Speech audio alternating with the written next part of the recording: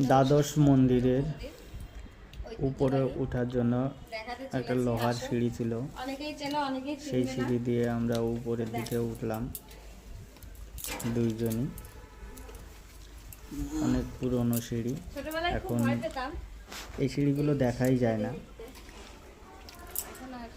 আগে দেখা যেত।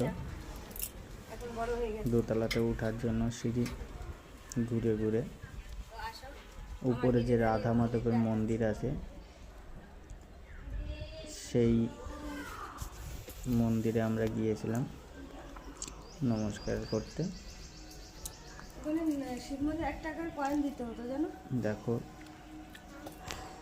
রাধা মাধব কত সুন্দর, দেখো আমার গিরিধারী, আমার রাধারানী, গোপু, আমার গৌরনীতাই, রাধা মাধব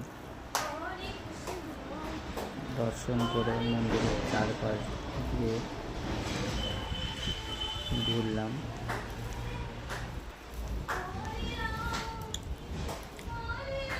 ঘোরার সময় কত তুলসী গাছ মন্দিরে দেখলাম, আর নিচে ফুলের বাগানটা দেখো কত সুন্দর লাগছে উপর থেকে।